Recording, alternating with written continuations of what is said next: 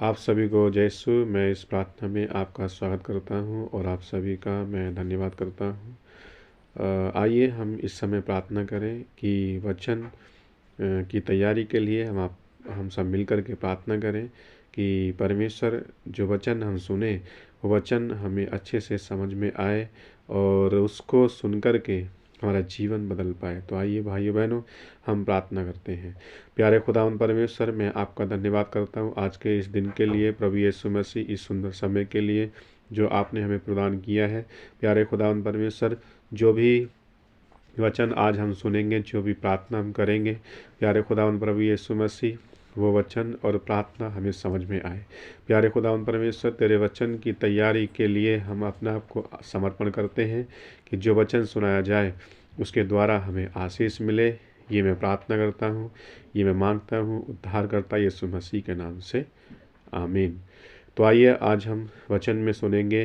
पहला शमूएल अध्याय 1 वाक्य 10 में लिखा है कि एक स्त्री थी, हन्ना। हन्ना एक स्त्री थी जो बांझ थी, उसके कोई संतान नहीं थी, उसके कोई पुत्र नहीं था। और उसकी जो दूसरी पत्नी थी पनिन्ना, उसके संतान थी, लेकिन जो उसकी पत्नी थी हन्ना, उसके कोई संतान नहीं थी।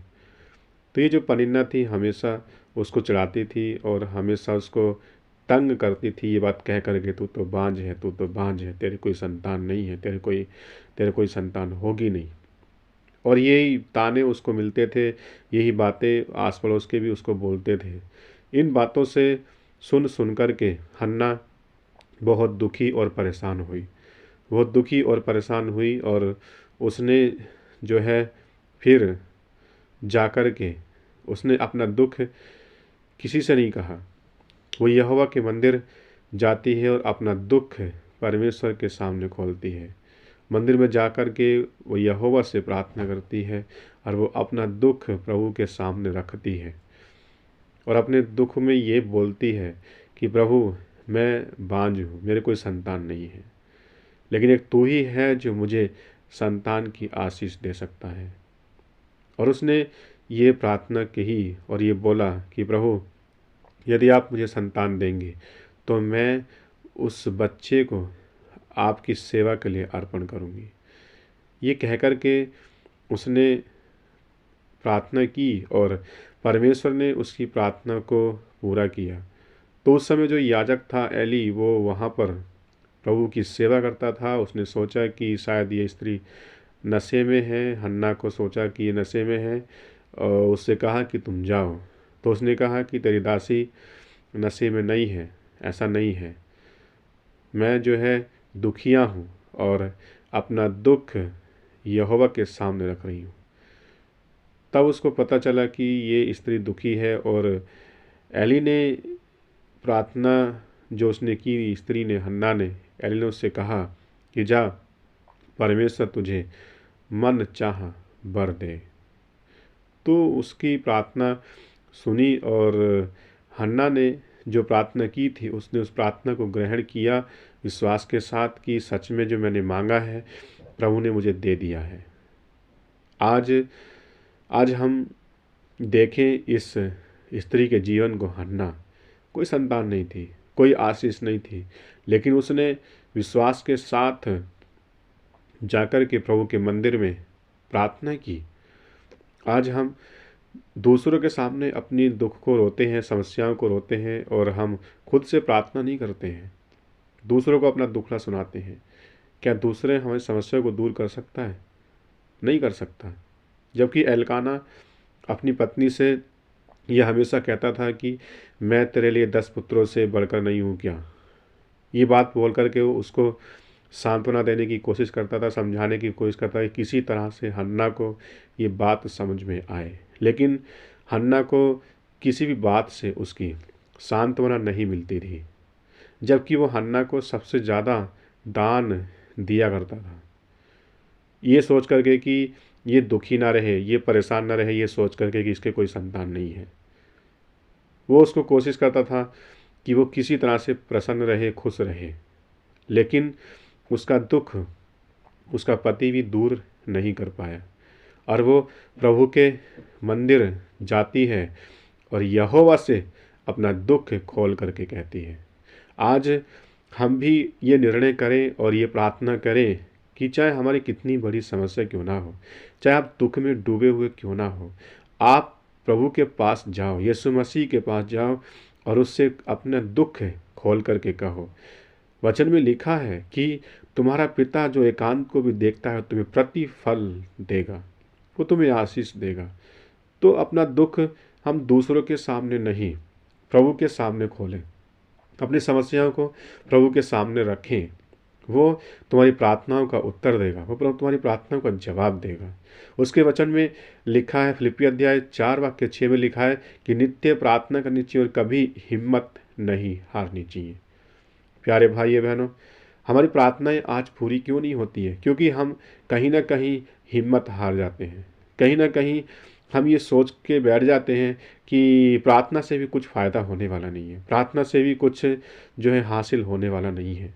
लेकिन हन्ना ने भी, उसके मन में भी ये बातें आई होंगी, उसने भी ये सोचा होगा कि मेरी प्रार्थना जो है पूरी नहीं हो रही है, मेरी प्रार्थना सुनी नहीं जा रही है।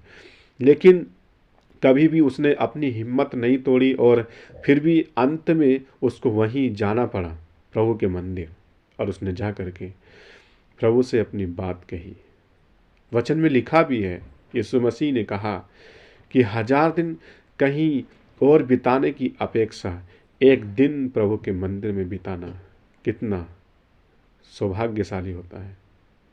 तो हन्ना ने वही काम किया, अपना दिल यहोवा के सामने खोला।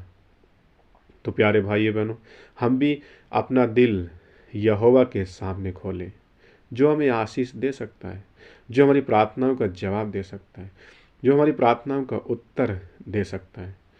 लेकिन आज मैं अक्सर देखता हूँ कि लोग दूसरों के सामने अपना दिल खोलते हैं। आप अपना दिल प्रभु यीशु मसीह के सामने खोलें। आपको पता है, जब रात के पहर पौलुस जेल में था, उसने किसी से ये नहीं कहा कि मुझे छुड़ाओ, मुझे छुटकारा दो, ये मुझे आज़ाद करो। वो रात के पहर गाना गा रहा था, प्रार्थना कर रहा था, यही उसकी प्रार्थना थी, गाना। और सबके, उसके तो बंधन टूटे ही टूटे, जितने भी कैदी थे उन सब के बंधन टूट के गिर गए। प्रार्थना से क्या नहीं हो सकता है? हमें विश्वास होना चाहिए कि प्रार्थना शक्तिशाली होती है। हमें भरोसा होना चाहिए कि परमेश्वर हमारी प्रार्थना जो हम कह रहे हैं, कर रहे हैं, वो सुन रहा है। जब तक ये हियाव और ये विश्वास आपके अंदर नहीं होगा तो परमेश्वर आपकी प्रार्थनाओं को पूरा नहीं करेगा। आपका विश्वास होना चाहिए कि सच में जो मैं कह रहा हूँ प्रभु सुन रहा है, उसको पूरा करेगा। कई बार मेरे साथ भी ऐसा हुआ है कि मैंने जो प्रार्थना की और वो पूरी हुई है। मैंने जो मांगा प्रभु ने उसे पूरा किया है और दिया है मुझे।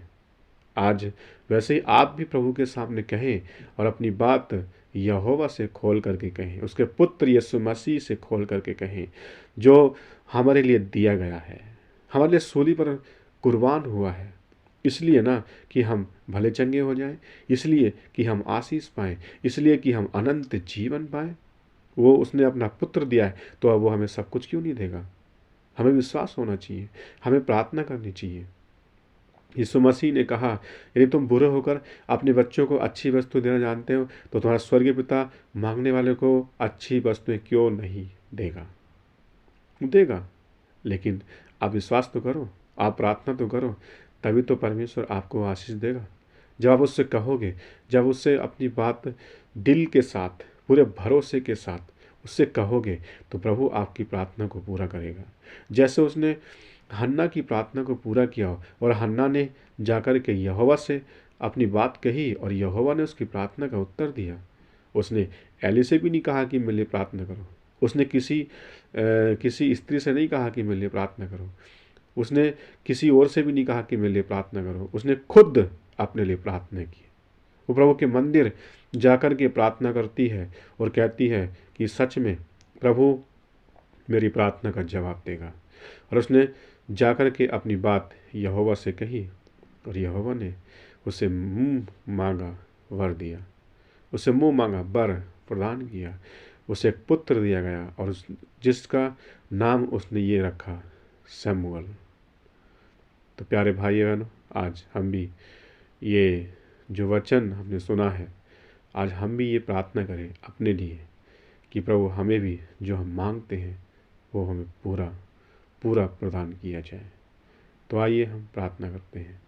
प्यारे प्रभु यीशु मसीह, मैं आपसे प्रार्थना करता हूँ, मैं आपका धन्यवाद करता हूँ कि प्रभु यीशु मसीह जो वचन सुनाया गया है, प्यारे प्रभु यीशु मसीह, इस वचन के द्वारा लोग के बंधन टूटे, लोग आज़ाद हो जाएं, वो छुटकारा पाएं, वो स्वतंत्र हो जाएं। प्यारे खुदावंद परमेश्वर, तेरे वचन में लिखा है कि ओ प्रभु यीशु मसीह, आपने कहा है कि जो मुझसे मांगता है मैं उसे अवश्य ही आशीष प्रदान करता हूँ। प्यारे प्रभु यीशु मसीह, मैं आपसे प्रार्थना करता हूँ, जो भी आपसे मांगे प्रभु यीशु मसीह, आप उनको आशीष दें। प्यारे खुदावंद परमेश्वर, मैं आपका धन्यवाद करता हूँ। प्यारे खुदावंद परमेश्वर, तेरी महिमा हो, तेरी स्तुति हो। प्यारे खुदावंद प्रभु यीशु मसीह, मैं आपसे प्रार्थना करता हूँ, जो भी इस प्रार्थना को सुने, जो भी इस वचन को सुने, प्यारे प्रभु यीशु मसीह, वे सब के सब लोग आशीषित हो जाएं, उनके बंधन टूट जाएं, वो छुटकारा पाएं, वो स्वतंत्र हो जाएं, वो आज़ाद हो जाएं।